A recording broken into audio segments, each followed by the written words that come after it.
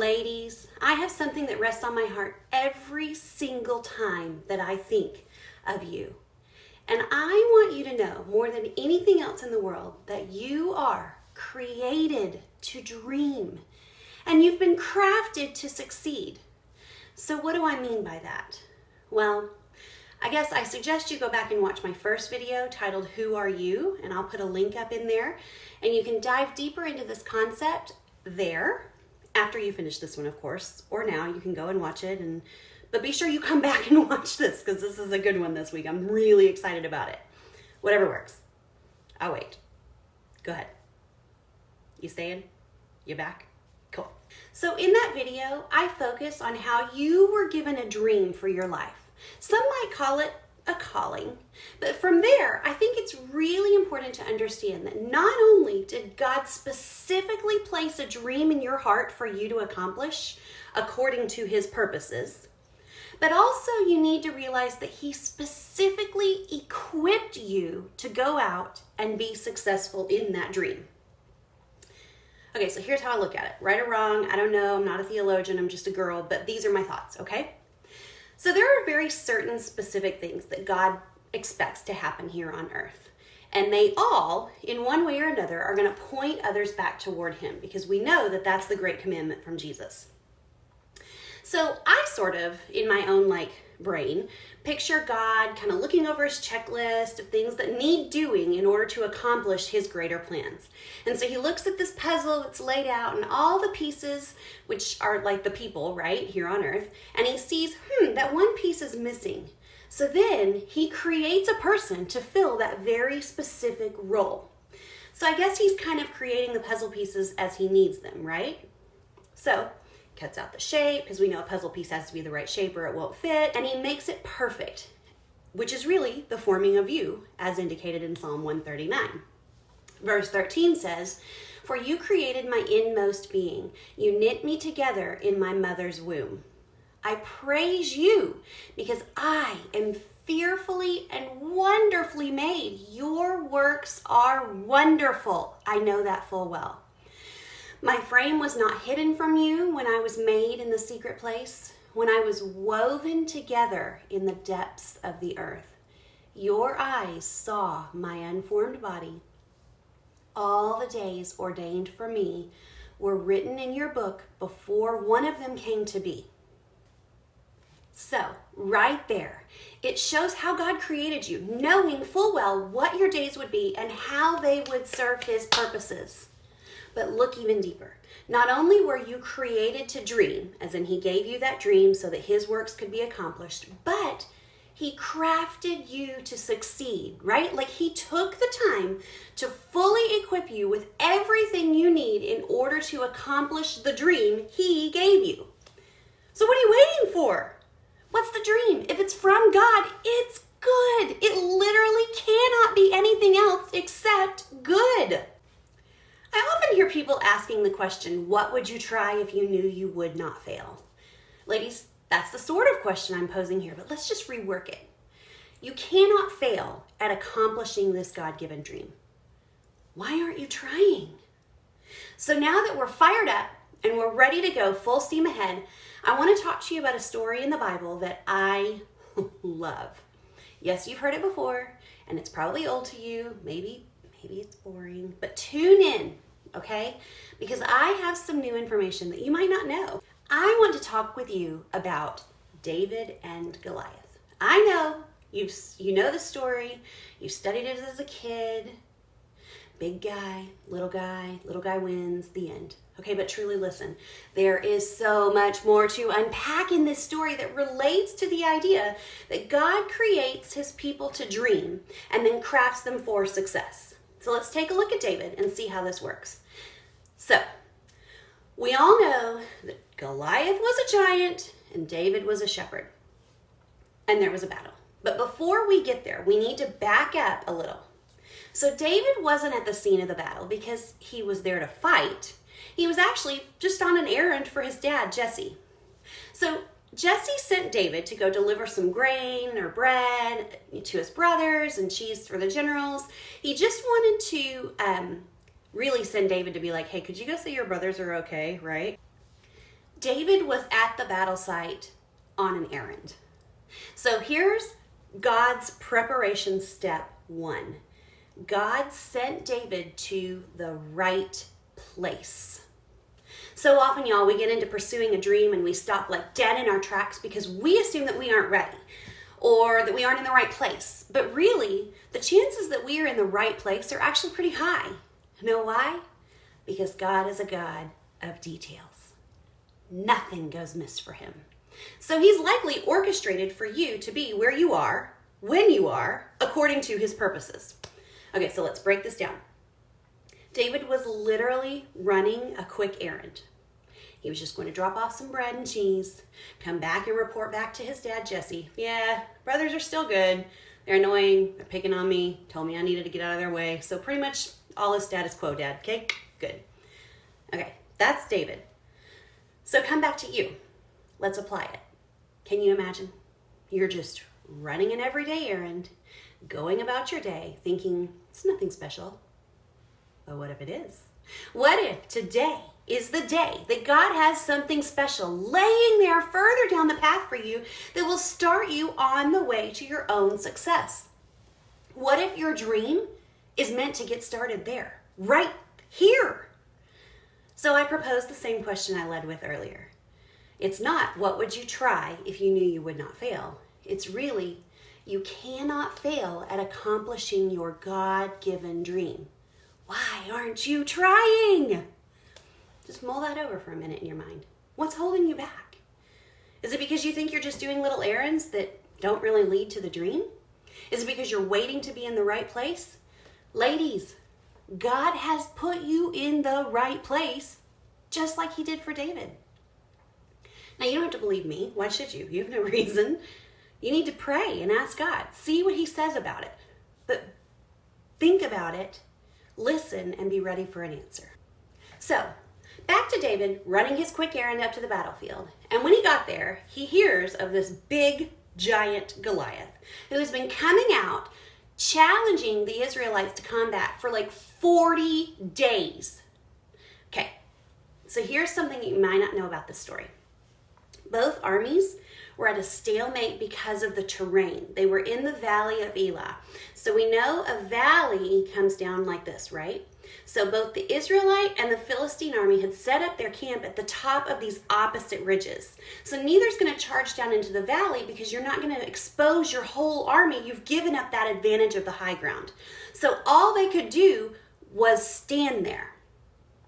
During biblical times, a really common solution was basically their version of a duel, right? So basically they would send one champion from either side to fight to the death in one-on-one combat on behalf of the entire army. And that's how the battle would be decided. And they did this because they believed, and in David's case they were right, that the respective god of their army would actually be the one doing the fighting. Essentially, it was a single champion combat of the gods played out in the middle of a battlefield. So, David, a man after God's heart, and yes, I think he always had this quality, even as a young shepherd, he knew that his God would go into battle and win, regardless of which man went in. But I want you to look carefully at what happens in this scene. So David and Saul talk about this battle. David volunteers and Saul immediately is like, yeah, no. No. So here's where God does preparation step 2. Because David knew he had the right skills. So David doesn't accept Saul's answer of no. So in 1 Samuel 17, starting at verse 34, David answers, "Your servant has been keeping his father's sheep. When a lion or a bear came and carried off a sheep from the flock, I went after it, struck, and rescued the sheep from its mouth. When it turned on me, I seized it by its hair, struck it, and killed it. Your servant has killed both the lion and the bear." So this is important to notice because David doesn't answer with, yeah, you're probably right. I'm just a kid, just a shepherd. I'm only. Y'all, How often do we do this to ourselves? When faced with an opportunity or a dream starts to manifest, what's the first thing that our puny little human brains come back with? Oh, I can't. I'm just a mom, or I'm not really qualified, or I don't have that degree, or I don't have the resources, or I don't really know if that's the thing. I'm just a regular girl. I'm just. Y'all, you are so much more than just. You are crafted carefully to dream and succeed. This is the real life equivalent of someone complimenting your outfit and you say, I just threw it together. No, claim your skills that you've got. If your outfit is awesome, thanks. Smile, twirl, I love it. It's amazing. God has given you the right skills, just like he did for David. And again, don't listen to me. Don't take my word for it. Pray. Ask God to show you the skills you have. Start to see yourself through his eyes. Okay, now I want you to watch something really important here. David took the time to remind Saul about his skills, his experience, his qualification, but it is his next words that are crucial to understanding this entire story and how it was applied at that time as well as to you today. David goes on to say in verse 36, this uncircumcised Philistine will be like one of them, meaning a lion or a bear, because he has defied the armies of the living God. The Lord who delivered me from the paw of the lion and the paw of the bear will deliver me from the hand of this Philistine. So remember earlier when I said that this one-on-one combat was really, in the eyes of both armies, more like a battle between the gods. David took the time to reassure Saul that he was an experienced killer, right? But then he goes on to say that God is the one that delivered him from that lion or that bear. And God will deliver him today as well. So right there's God's preparation step number 3. David trusted the right plan. So fast forward through the story a little bit. Saul agrees to let David be the Israelite champion, tries to give him his armor to wear, Saul's armor. And David puts it on and realizes it doesn't work and is like, yeah, no thanks, I'm good. I don't really need that. Now look here at that point.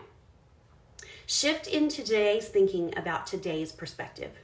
Here's David, right place, right skills. And some guy, Saul, is like, here, take my armor. It works for me, so you should have it too. But David knew better. He knew that what worked for Saul wouldn't work for him.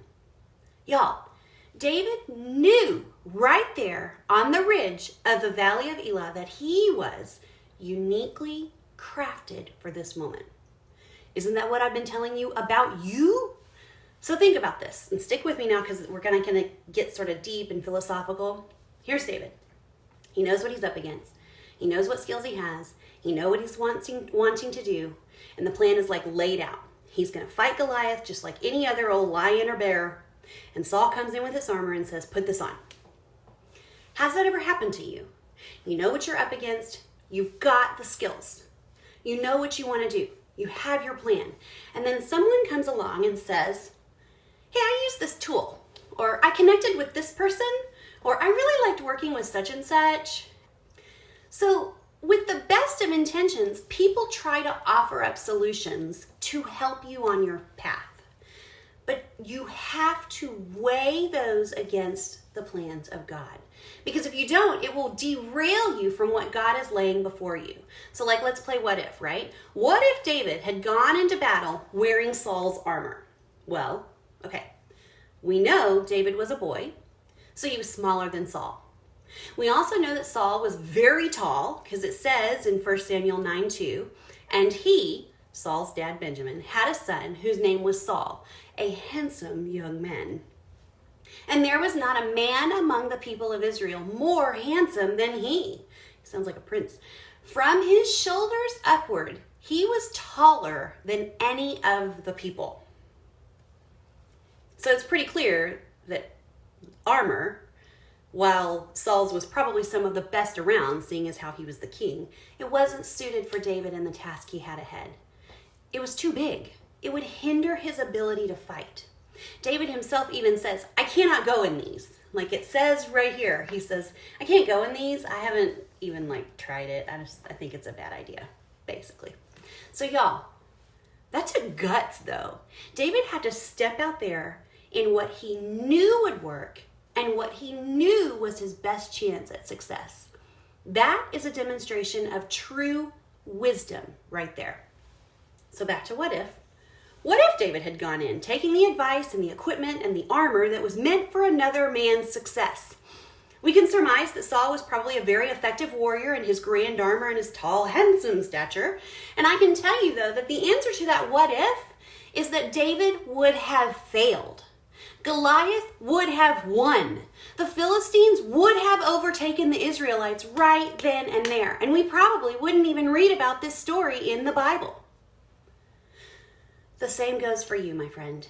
If you have a dream, and you have all these ideas as to how it will work, what you can do, when you can start, and someone else, again, well-meaning probably, comes along and derails you with their best advice, what worked for them, you've got to stop and realize this key concept. God has given you the right plan. But again, pray for clarity here. Jennifer Loft, not important. I didn't make any plans, okay? God did. So you need to check in with him. See that you're on his plan, not someone else. Even if they're well-meaning, weigh that with the Lord. So there's so much more to this story than you've ever thought about, right? And we aren't even to the battle yet. I'm saving that part for next week. And you aren't going to believe the stuff I have to share about the actual battle. I'm telling you, mind-blowing. But this week, though, I hope you'll soak all this in and think about what David's story can teach you about preparing for something.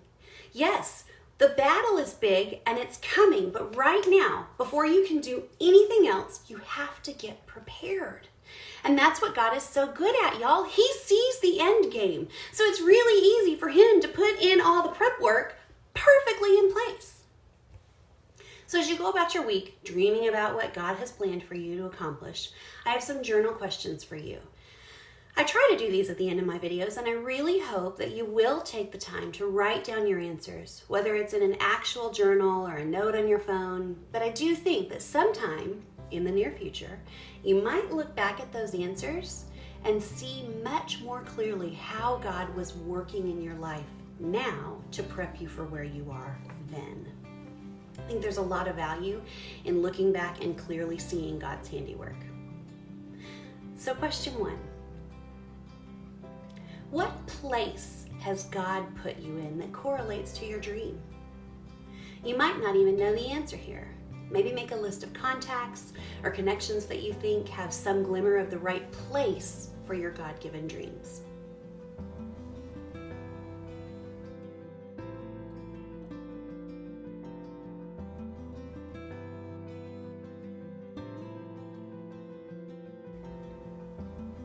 Question 2. What skills has God crafted into your spirit that lends itself toward accomplishing the dream he gave you? Maybe they're small still. Maybe you don't even think you're very good at them yet. But there's still time for growth, lady. Don't downplay what you've got.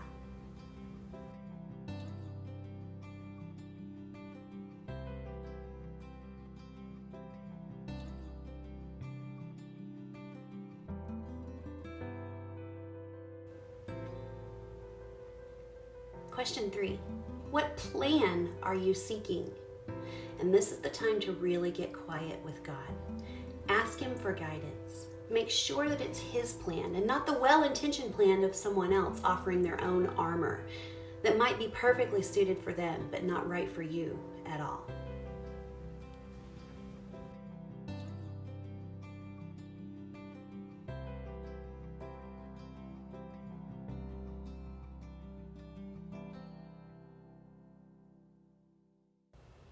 As always, I'm so thankful that you chose to give these few minutes of your day to me. It's just such an honor to come alongside you each week. I have a request though, if you can help me. It's my goal, talking about my dream, to gain 100 subscribers to this YouTube channel in March. So if you haven't subscribed, would you click that subscribe button that's below? And then I'd love for you to share this video. I would be so honored if you would point your own friends to my channel and help me hit that goal of 100. You just share that post that was on Facebook that probably got you here in the first place. I would really appreciate it. I hope that it can happen.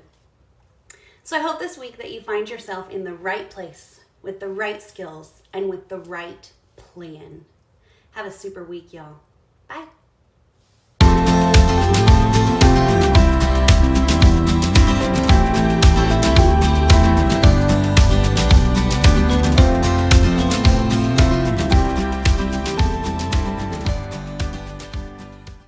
I want to look at you, or look at... Y'all, you are so much more than just. You are crafted and carefully... Shoot. David doesn't accept Saul's answer of no. And so in 1 Samuel... Bleh. So people... Here's the deal. So David goes on to say in verse 36, this uncircumcised